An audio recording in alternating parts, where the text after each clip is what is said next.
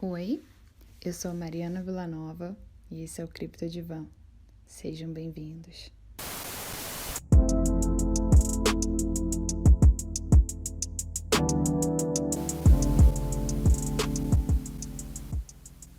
Bom, hoje eu quero falar sobre um assunto que eu já tô com vontade de falar faz tempo, mas não tinha surgido assim a inspiração e a oportunidade de falar sobre isso. Hoje eu quero falar sobre um assunto meio que polêmico, principalmente do ponto de vista de uma palmiteira, que é como eu sou chamada, né, pelas pessoas que estão do lado de fora e não entendem absolutamente nada da minha situação. E pelo ponto de vista também de uma pessoa que acompanhou de perto um relacionamento que tinha tudo para dar certo, mas que não deu porque, enfim, não era para ser.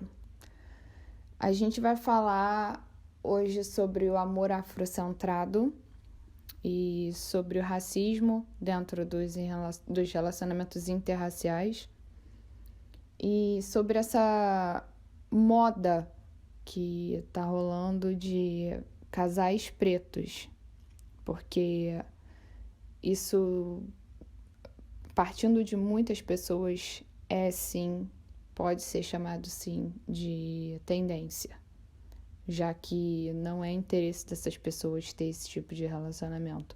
É mais a coisa da mídia mesmo. Então, eu sempre me relacionei... Eu tive vários namorados, eu namorei muito, tanto que hoje em dia eu até falo que eu não tenho a mínima necessidade de trair, até pela minha índole, eu não sou a pessoa que tá no relacionamento e trai, mas também, assim, por falta de emoção, de querer sentir alguma coisa diferente, de estar com uma pessoa diferente, de provar, de testar. Eu não tenho essa necessidade, porque eu namorei muito. Eu comecei a ficar com os caras, tipo, com 14 anos. Eu tive um namoradinho por um longo período, assim. Foram 7 anos entre indas e vindas e conhecer outros caras e, enfim. Eu tinha uma vida social muito ativa, eu saía muito, ia pra festas, tinha vários amigos. De vez em quando tinha aquelas coisas de ficar trancada dentro de casa por um período, assim. Principalmente quando tava na fossa. Mas eu tinha uma vida muito ativa, então eu tava sempre pegando os carinhas e sempre tinha alguém, sempre tinha um contatinho. E eu tive vários namorados negros e tive também vários namorados brancos. Só que chegou um ponto da minha vida que eu comecei a topar muito com os mesmos erros. E aí eu comecei a ficar um pouco mais analítica, sabe? E perceber que aquilo ali estava acontecendo repetidamente porque eu precisava aprender uma lição. Graças a Deus eu aprendi isso, que quando algo se repete na sua vida muitas vezes é porque você não aprendeu a lição ainda. Quando um erro, né, acontece. Então, eu comecei a ficar mais analítica e comecei a perceber o que estava acontecendo de errado comigo e com o outro e porque os meus relacionamentos não davam certo. É claro que quando a gente é muito jovem, dificilmente a gente vai ficar com uma pessoa só, né? Eu conheço poucas pessoas que ficaram em relacionamentos longos e algumas delas nem permaneceram nesses relacionamentos. Foi uma entrega de anos, assim, das suas vidas num relacionamento, aprendendo com o outro, mas não foi para sempre, tanto que acabou. Mas, enfim, eu comecei a quebrar a cara com os meus namoradinhos, assim, que eu tinha, e era sempre a mesma coisa, era sempre traição, mentira, falta de respeito, achar que eu era menor, menos importante no relacionamento. E na época que isso aconteceu, eu não sabia me impor. Hoje é diferente, hoje eu sei o meu lugar, eu sei o meu valor, então eu sei como rebater esse tipo de situação. Até nem me deixaria entrar nesse tipo de parâmetro dentro de um relacionamento hoje em dia, porque eu sei o meu lugar e eu sei me impor no relacionamento. Mas eu meio que perdi o encanto, assim, sabe? Por me relacionar com os caras dos meios que eu tava me relacionando, que eram os caras locais, assim, do meu bairro e tal. Tem aquela coisa do machismo, né? De achar que se a mulher se relaciona com vários caras, não ao mesmo tempo, mas se for ao mesmo tempo também, vira fofoca no bairro, vira tipo a piranha. Ninguém quer namorar com ela porque ela é uma piranha, ela só serve pra transar, ela não serve pra namorar, pra ter um relacionamento duradouro, porque ela é rodada, ela já saiu com vários caras, então eu não vou assumir. Esse é o papo dos bairros, é o papo dos locais. E aí eu comecei a ir para mais longe, já que os caras do meu bairro não me atraíam. Intelectualmente eu via que os caras eram totalmente, sabe, sem noção, ninguém tinha um ímpeto de crescer. E os caras que tinham, jamais eles iam olhar para uma menina como eu. Na época, ser negra era assim, ou você era hipersexualizada, eles olhavam pra você, ela é a gostosa e tal, ou então era super desvalorizada pelo fato de ser negra e eu tinha que aceitar namorar com qualquer um, porque eu não podia exigir, já que eu sou negra. Então eu falei, cara, eu não vou mais ficar quebrando a cara com esses carinhas locais e eu vou começar a sair para outros lugares e tentar conhecer pessoas diferentes. E era aquela história, estudava, trabalhava, fazia bico, arrumava grana, gastava meu dinheiro todo com roupa de marca, me arrumava toda, me maquiava toda, ficava toda bonita, malhava, ia toda linda, maravilhosa para as festas. Com qual objetivo? Não era me divertir. Era encontrar alguém e ter um relacionamento com alguém. Porque eu sempre gostei de sair, eu sempre gostei de me divertir, mas o objetivo principal sempre foi esse. Porque é o meu objetivo de vida, é ter alguém do lado para dividir as experiências e viver. Eu gosto hoje muito de ficar sozinha. Eu aprendi que ficar sozinha é uma dádiva. Eu moro sozinha, eu moro com a minha filha, né? Mas eu tenho meu namorado, ele mora na casa dele, eu moro no meu apartamento. Eu hoje não me vejo morando com ninguém, mas eu adoro saber que eu tenho uma namorada. A gente divide momentos maravilhosos juntos, mas eu não quero ter alguém embaixo do mesmo teto que eu. Porque hoje eu aprendi que eu posso viver sozinha. Não preciso ter alguém embaixo do mesmo teto que eu. E se eu ficar solteira também, eu vou ficar de boa. Mas na época eu não sabia disso. Então, o meu objetivo principal em estar saindo e tal era encontrar alguém, era ficar com alguém, era tampar um buraco que eu não sabia ainda o que era na minha vida. E eu ia pra longe, gastava minha grana, às vezes corria risco, ia pra super longe. Tipo, eu morava na Zona Oeste, entre Campo Grande e Santa Cruz, e eu ia pra Lapa. Tipo, eu pegava 2 ônibus, ia pra Lapa, e às vezes fazia várias paradas, sabe? Tipo, às vezes eu levava um salto na bolsa, levava um chinelo, ou então uma sandália baixa para quando fosse voltar, e aí convidava as amigas, se elas não quisessem ir, eu me revoltava e ia sozinha. E eu falava, cara, eu vou encontrar alguém e vai ser legal, vai ser bacana e eu vou ter um relacionamento com alguém, mesmo que seja uma pessoa de longe. Então, tipo, eu ia pra qualquer lugar. Eu fui pra várias festas muito longe da minha casa, assim, sozinha. Ia pra rave, ia pras coisas todas. Tudo na intenção de encontrar alguém. Infelizmente, foram poucas as vezes que eu saí pra realmente me divertir, assim. Sem pensar em nada. Era mais pra encontrar alguém. Eu era essa pessoa que queria ter alguém, sabe? E aí, quando eu comecei a sair pra mais longe, pras festas assim, tipo pro centro, pra zona sul do Rio de Janeiro, eu percebia que os carinhos dessas áreas, eles também não olhavam pra mim. Eles me viam como pobre e como negra e não me davam o valor que eu merecia. E eu sempre atraía o olhar dos gringos, sempre dos caras brancos, loiros, dos caras de fora, dos caras que estavam passeando. E eu conversei com vários, assim, eu troquei ideia com vários e fiquei amiga também de vários caras. Quando comecei a aprender inglês, eu ficava na internet direto fazendo amizade em blog, MSN. Eu ficava fazendo amizade, assim, a esmo para melhorar o meu inglês. Então eu sempre tive muito contato com gringo e para mim não era difícil falar com gringo, porque eu já sabia alguma coisa de inglês.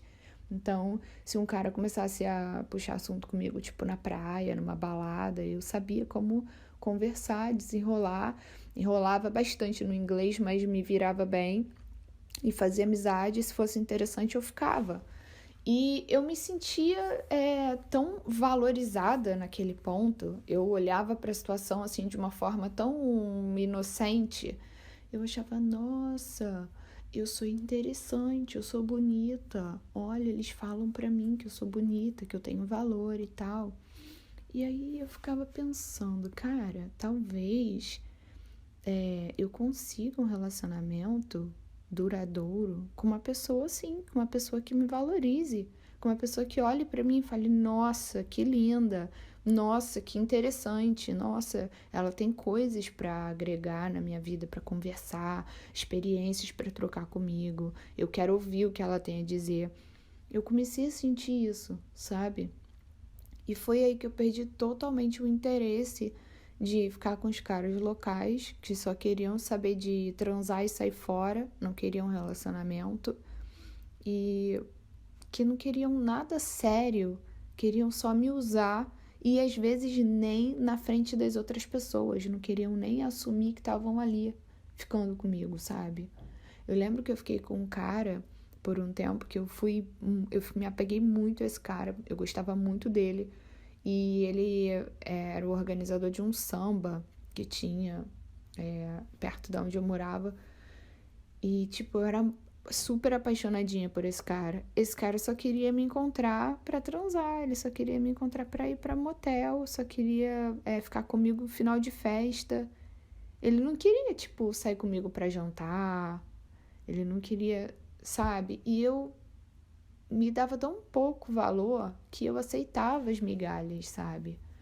E aí, depois que eu cansei, que eu vi que eu tinha valor, que eu era uma pessoa interessante e que eu merecia mais, eu desisti totalmente dos caras locais. O último relacionamento que eu tive foi com um cara brasileiro que eu tô falando assim, antes de conhecer o pai da minha filha. Foi com um cara brasileiro que eu conheci numa festa na Lapa. E ele nem queria ficar comigo. Na época eu tava com uma amiga minha. E aí ele pediu pra eu apresentar a minha amiga pra ele. Mas a minha amiga não tava interessada nele. Eu não tava interessada no amigo dele. Então a gente não queria fazer, tipo, casaizinhos. E ficou por aí mesmo. Só que aí a gente trocou contato. O cara era muito bacana. Ele era de Curitiba e morava no Rio, engenheiro, e então ele morava no Rio, trabalhava numa empresa carioca e morava num apartamento cheio de engenheiro. E aí a gente começou a conversar e tal, e eu continuei vivendo a minha vida, saindo com os caras e tal, indo pra festas e tal, e encontrei com ele algumas vezes em balada na Zona Sul, quando eu ia. E uma dessas vezes eu acabei ficando com um cara que eu conhecia, assim, aleatoriamente. Do nada conheci o cara, comecei a beijar o cara, assim, na frente dele. E nessa época a gente só era, tipo, coleguinha. A gente conversava, trocava mensagem, falava que ia se encontrar, aquele papo de carioca, e nunca se encontrava de verdade. Mas nesse dia, eu acho que quando ele viu que eu fiquei com um cara na frente dele, assim, ele começou a se interessar. E daí a gente começou um relacionamento. Eu achava que era um relacionamento.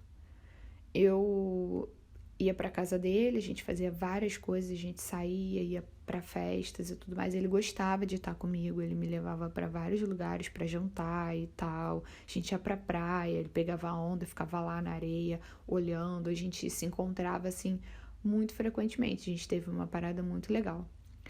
Só que eu morava na Zona Oeste e ele morava na Zona Sul. E era tipo, a gente falava que ia se encontrar e eu tinha que me arrumar correndo e 3 horas depois a gente ia estar junto, porque eu tinha que pegar ônibus e demorava pra caramba, enfim. E eu não sabia, mas nos dias que a gente não tava juntos, ele desfilava com outras meninas, assim, como namorado também, na área que ele morava. Eu não tinha noção disso. Eu fui entender isso quando a gente foi num bar mexicano, que a gente fez até amizade com a galera do bar, assim, que era dona do bar. E uma vez a gente foi juntos, logo depois que ele tinha ido com uma outra pessoa. E assim, eu paguei maior mico, porque eu percebi, sabe, que eles estavam sem graças, assim, os nossos amigos, donos do bar, estavam sem graças de me ver com ele, porque ele estava com outra menina lá em outro dia. E ele falava comigo como se ele me levasse super a sério. E ele não estava me levando a sério, estava sendo só mais um. Só mais um a fazer as mesmas coisas que já estavam acontecendo antes. E aconteceu dele começar um relacionamento com uma menina de um outro estado que ia pra casa dele, pro apartamento dele no Rio, de vez em quando. Tipo, eu peguei mensagem dos dois, combinando de se ver. E depois desse relacionamento, ele começar esse relacionamento, ficou um pouco mais sério e ele foi transferido para outro estado. Se eu não me engano, o mesmo estado que a menina morava. E aí ele terminou comigo, daquele jeito, super amigável, para não deixar mágoas e tudo mais. Falou que gostava pra caramba de mim, mas que ia morar em outro estado e que não ia rolar mais da gente ficar junto. E eu fiquei arrasada. Eu até falei pra ele, cara, eu deixei de acreditar que eu deveria me envolver com um gringo, porque os gringos às vezes se envolvem com a gente e depois vão embora, e a gente fica mal e tal, porque se apega. E me envolvi com um brasileiro de novo, e olha o que tá acontecendo, você tá indo embora, tá me deixando pra trás. E eu fiquei muito arrasada, mas eu sempre fui de dar a volta por cima, assim, muito rápido, sabe? Depois da minha adolescência, assim, na primeira fase, assim, da minha fase adulta, eu já tinha passado dessa fase de ficar na fossa, de ficar sofrendo, de ficar chorando.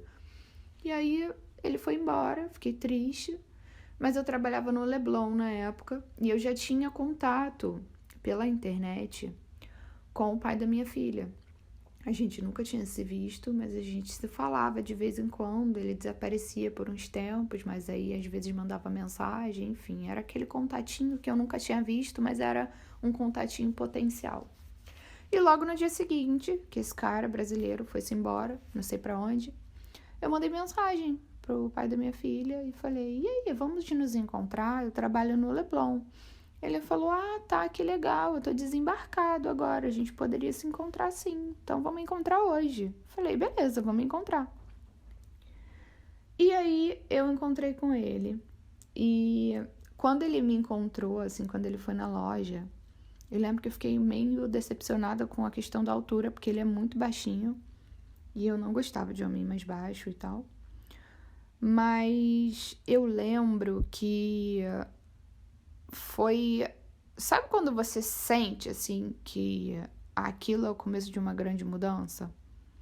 Eu olhei pra ele e falei assim, cara, esse cara vai mudar minha vida.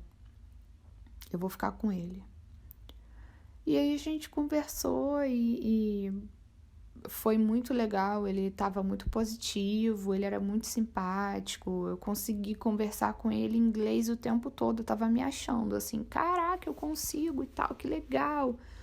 E a gente trocou muita ideia e foi muito legal. E a gente começou um relacionamento.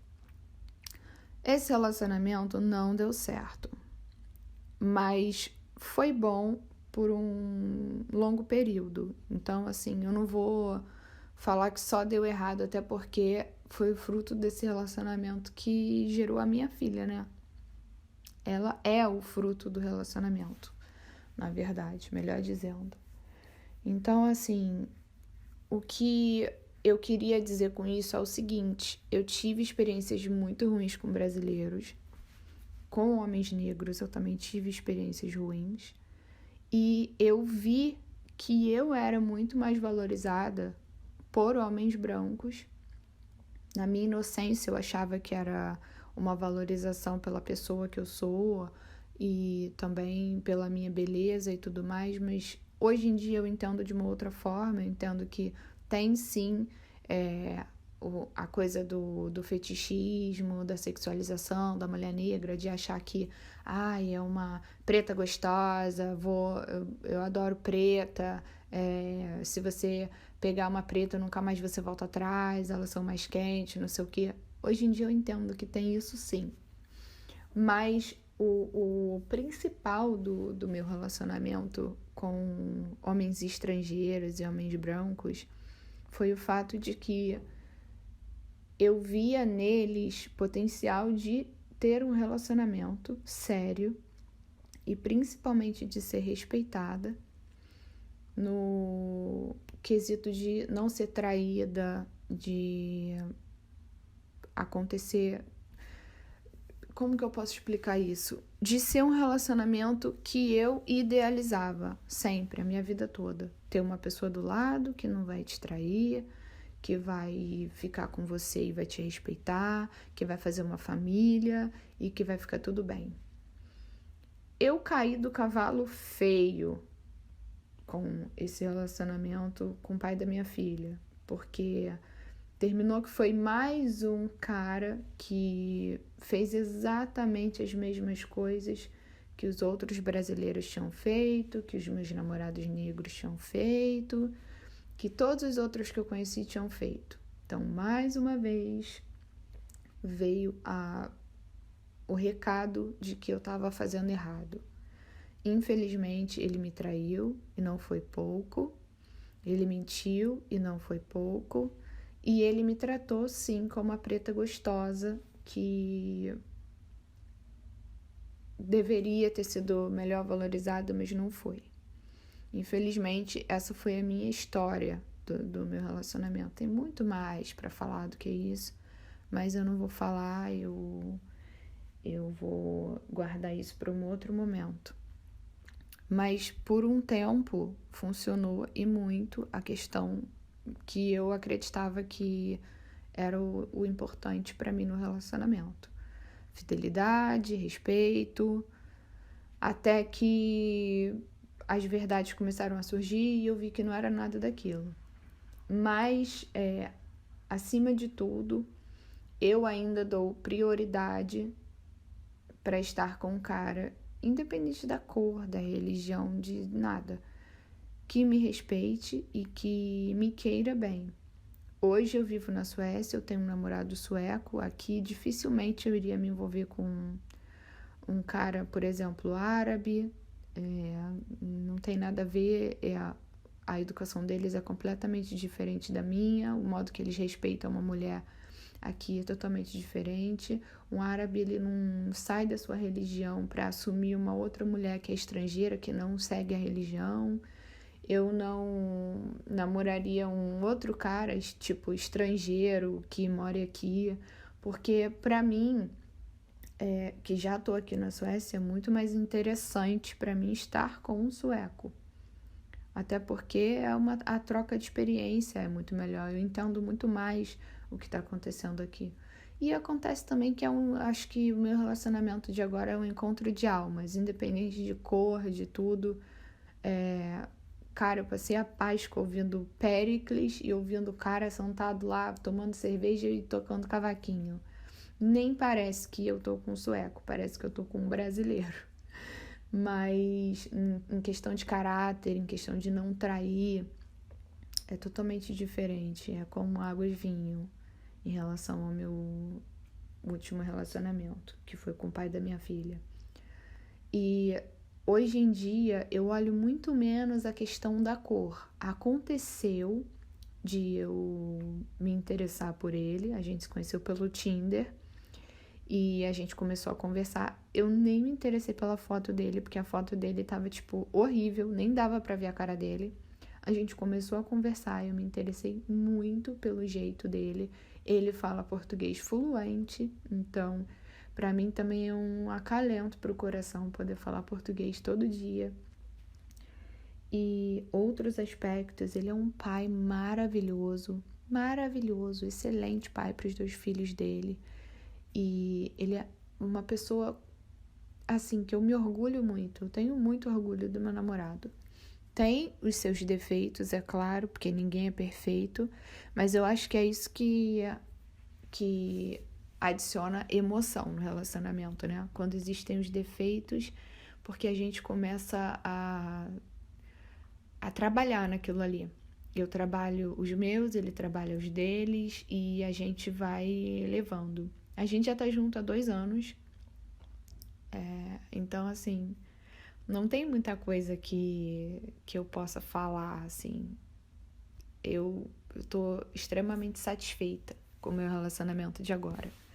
E não me importo nem um pouco com o que as pessoas pensam em relação à palmitagem, ai, só quer saber de gringo, ai, só se relaciona com gringo, não dá oportunidade para um homem negro. Não vou dar oportunidade para homem nenhum que eu não estiver interessada. Eu tenho que me interessar 100% por quem eu estiver. Pode ser até azul, amarelo, roxo, qualquer cor.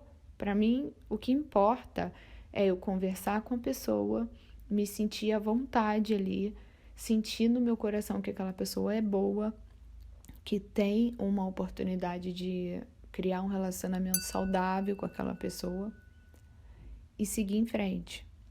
Se der certo, deu, se não der, vira aprendizado. Agora, o que eu acho que é muito errado, que é muito feio, é as pessoas levantarem a bandeira do discurso do amor afrocentrado, quando na verdade elas estão fazendo aquilo ali por lacração, por mídia. Eu digo isso porque eu acompanhei de perto, recentemente, o relacionamento de uma pessoa que eu gosto muito, que se confidenciava comigo e falava pra mim: eu tô entre a cruz e a espada, eu não gosto dele e eu gosto do meu ex, e o ex dessa pessoa era branco e estrangeiro também. Eu gosto do meu ex, eu não gosto desse cara que eu tô agora, mas ele me trata muito bem e ele me ama, então eu tô tentando. Assim, o que eu via, eu não sei nada desse relacionamento, além do que eu ouvia por essa pessoa. Eu não sei mais nada. Só o que eu via por fotos, e fotos, vocês sabem, não diz nada, não dizem nada. Parecia mesmo que o namorado dela, negro, gostava muito dela. Tava sempre postando coisas, falando na internet, né? Falando publicamente do amor dele por ela e tudo mais. Eles fazem um casal muito bonito. Não sei, agora não acompanho mais, não sei se eles estão juntos ou não. Mas faziam um casal muito bonito. E era aquele casal que postava uma foto na internet, aquela coisa virava uma coisa assim enorme, porque vinham todos os militantes falando: ai, vocês são maravilhosos, amor preto, não sei o que lá.